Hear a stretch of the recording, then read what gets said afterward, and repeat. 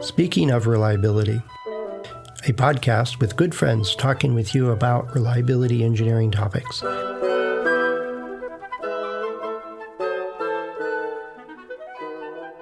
Welcome to Speaking of Reliability. This is Carl Carlson. And this is Fred Schreckenberg. Hey, Carl. Hey, Fred. Good talking to you. We were chatting about weather and probability, but I don't think that's a reliability topic, although a meteorologist in the group may disagree. It won't be our topic today, but at some point I'd love to chat about how you characterize probability to people who don't necessarily understand probability.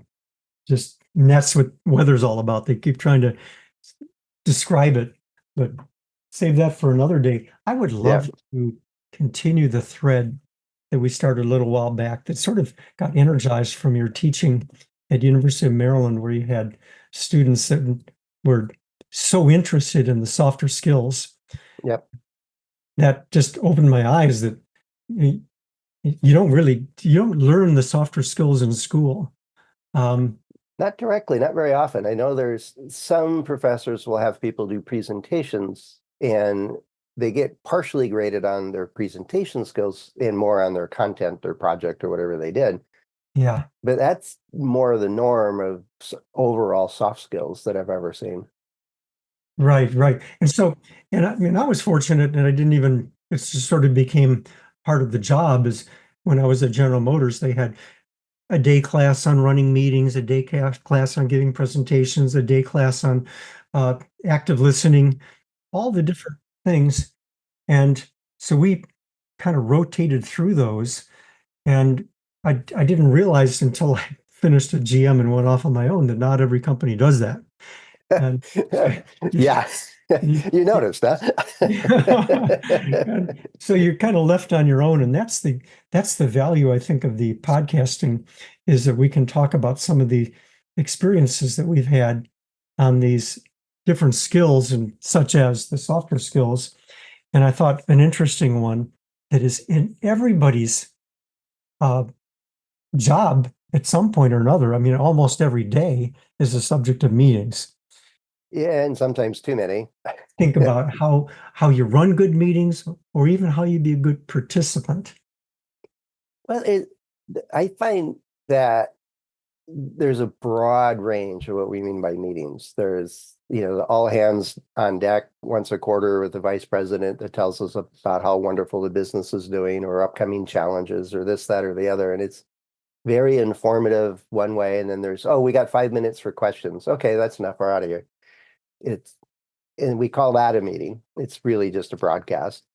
Yeah. And then there's others where it's your local team and you got 3-4 people in my favorite meeting by far was I was in a group and there were 7 of us that each supported a different product line in the division that I was working in, and different parts of the products and so on. So, but we all did the same thing.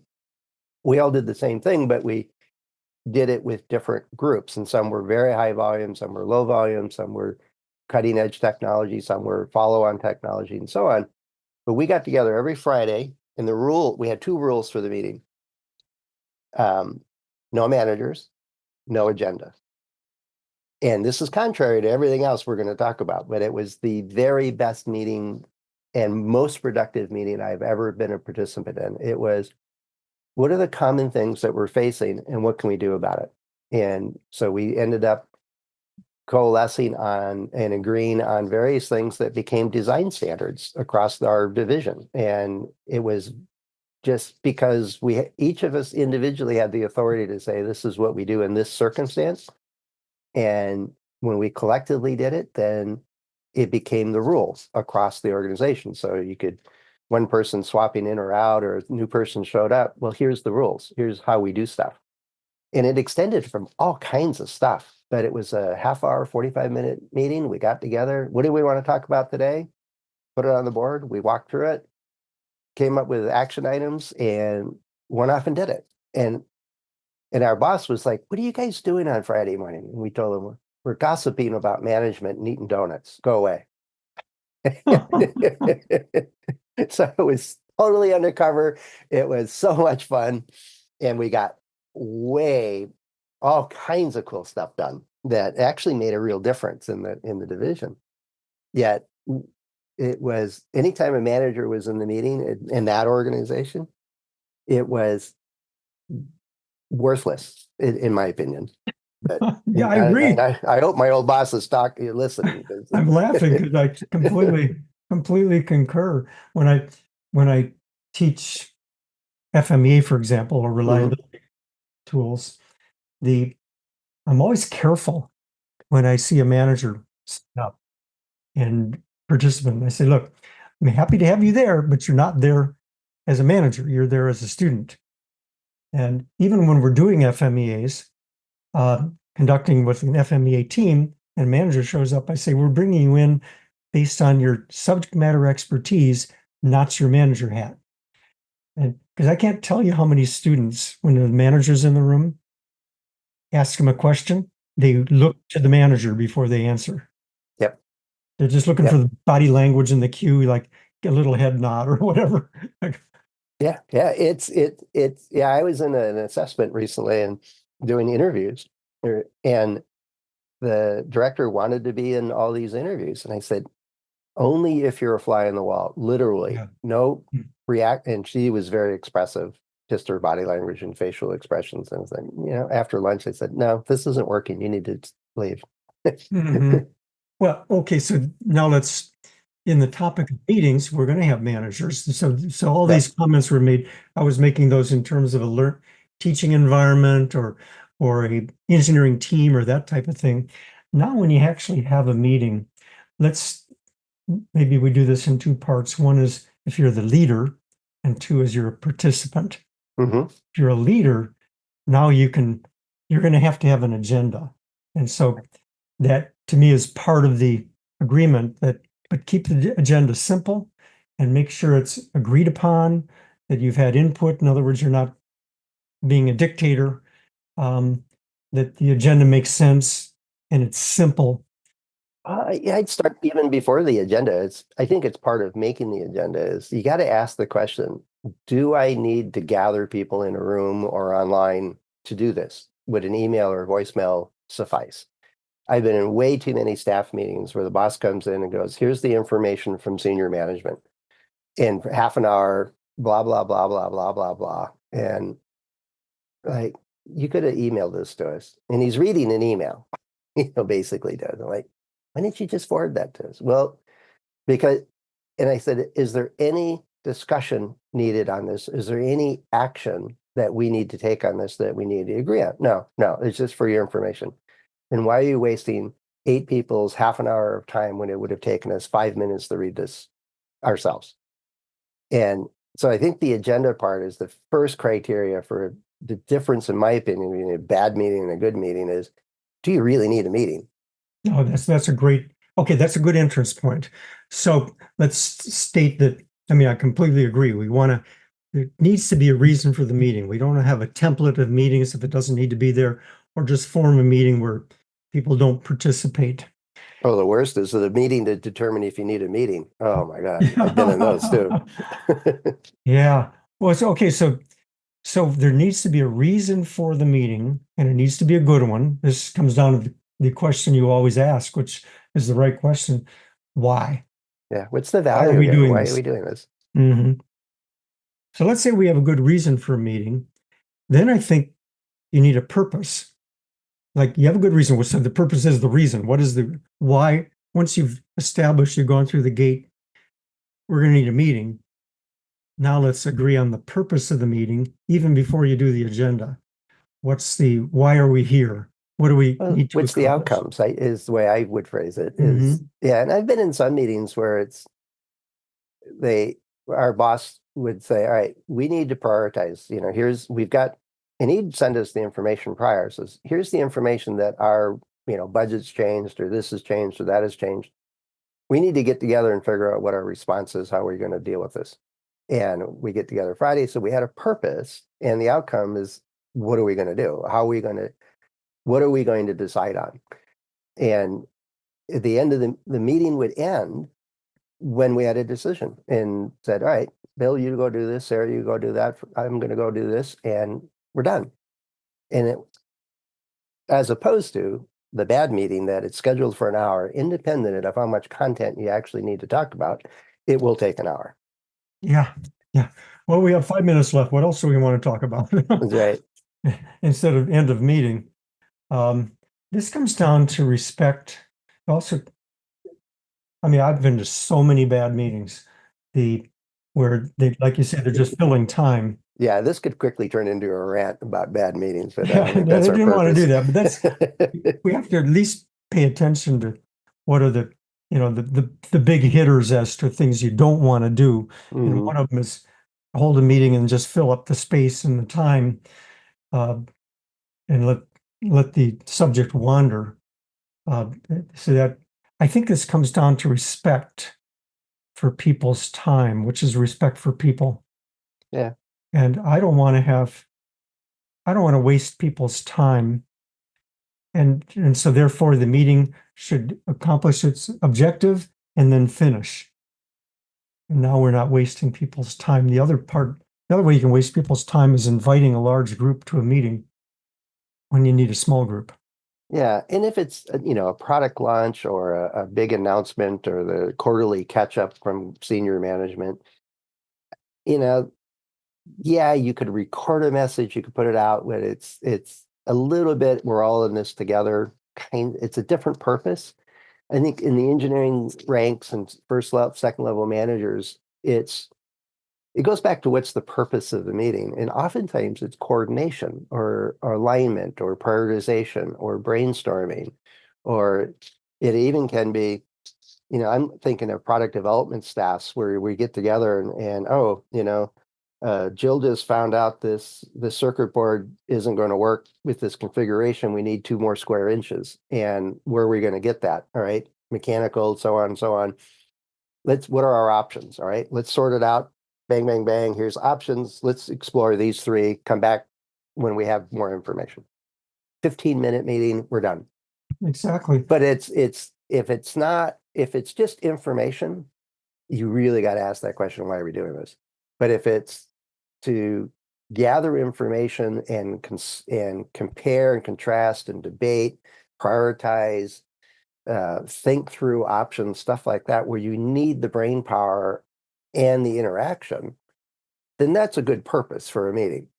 If Friday at 4 o'clock staff meeting is just always 4 o'clock staff meeting, especially on a Friday afternoon, that was one of the worst bosses.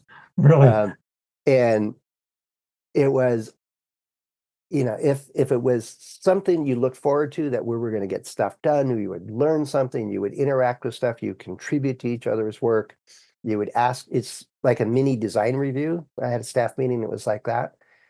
It was great because you got up to speed what other people were working on that would probably apply to where I'm at. And we got to help each other. And it was such a safe environment. You could walk in and with your boss there and say, I'm struggling with this part of this aspect of it. I got this issue, and there's this conundrum. Any ideas on how to solve that? And that was a central part of that meeting, is you went there to get help. Whereas if you're afraid to bring any of that up, then why would you go? So let me put you on the spot here a minute, just for fun.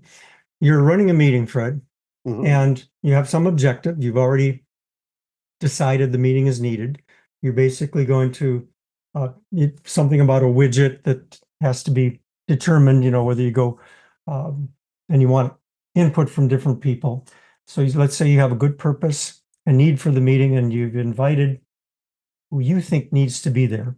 Yep. And the meeting is underway, and two of the people are off in the corner having a side conversation and working on their texting. What would you do? Fortunately, most of the meetings I ran, the one I was thinking of, it was before texting was a thing. And I've run into meetings since then that people have done that and says, well, if you're not going to engage, this meeting will take a lot longer and it's wasting all of our time. And if I ran into a circumstance where it was more early cell phones, and text messages, the little pager thing on people's deals. And I said, is anybody here on short call alert to service the factory line? Because that was the team I was in. And no, all right, turn your pagers off. I don't care if you get a call from your wife. It's like, and I've heard you do it in FMEA meetings, right? Laptops closed, turn off your phones, unless you have your wife's about to go into labor, turn it off. And I justified it a couple of times. And if I'd see something like that, I'd say, hey, look, this only works if we have your attention and your brain power in contribution. Otherwise, this meetings we reschedule it when you can participate. Very good. Good response, Fred. You're actually describing what I would call meeting norms, agreed upon behavior, which in Yep. theory could be reviewed at some point with people. Okay, here's the meeting norms. Yeah. No texting, no and be involved. And part of it involves good facilitation skills or good team leader skills, which is you want to involve everybody. They're there for a reason. And so you want them to be part of the meeting and so they can contribute. Sometimes I would ask people if I see them working on something else, I'd ask their Direct opinion the about what question the straight to topic them, is. and they go, "What?" Well, if you were paying attention, And then they'll close their laptop or their phone. yeah. But that's the real world. And so what have we got so far? We've got you brought up, and I agree. Do you need a meeting or not? That's the first gate. And then if you do, make sure you have a good defined, agreed upon purpose, agenda, what you're going to cover. But as you point out, you want to know where the outcome is. In other words, you don't want just a meeting to talk. You want to get to some point. And so maybe that should be clear as to what the deliverable of the meeting is. Mm-hmm. And then you want to have maybe some norms. They don't have to be a long 2-page list, but things like show up on time, that kind of thing, which I can't go through a discussion with meetings without bringing up the pet peeve of people showing up late.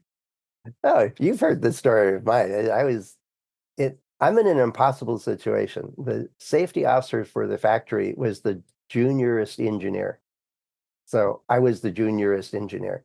Huh. And so the general manager and his staff at that point had to meet for a safety meeting once a month, and the safety officer was facilitated it. So here's the updates on this, and here's an inspection coming, and this, that, and everything. And this one guy was perpetually late, and then wanted not only late, but he'd be 15 minutes late and wanted to recap everything he missed. And apparently it was his behavior all the time. And the rest of the staff didn't like it either. And so I knew that he liked Snickers bars. It was well known in the group. So I bought a bunch of full-size Snicker bars, and I gave one to everybody that showed up on time. And they all knew it. They all knew exactly what I was doing. And he sat down and he looked around, and everybody let their Snickers bar sit out right in front of him. And I says, "Well, do I get a Snickers bar?" "No, you were late." He was never late again. Beautiful. Beautiful. Well, the part of the discussion here is if you're leading the meeting, start the meeting on time. Yeah. I despise it when people go, let's wait till others arrive. Yeah, let's wait 2 minutes. We got 5 Yeah, of we you got that 5 were minutes. Let's courteous just enough wait to until be other here. people arrive. Everybody's going to be late at that point because nobody wants to sit around waiting. Well, and then they're going to open their phone and go do something else, and then they'll be engaged elsewhere. It's like, well, if you're not respecting my time, I'm leaving. It's kind of, I'm on the participant end of this thing. Another one that comes to mind is if you're a team leader, keep the meeting on topic. Don't just go, if you're trying to get to a deliverable. Now, the difference is the one you described where you have the get together and it's sort of a organic discussion about different things. But we picked like 2 or 3. We did a quick multi-vote saying, yeah, let's talk about that. And then it was, what do we do about it? Which is we had a generic agenda. The topics changed week to week. and Yeah. some carried over. We didn't get to it last week, and we can talk about it this week. And but it was there was an agenda. It wasn't formal, it wasn't written down. It just became the norm. But we Hmm. did.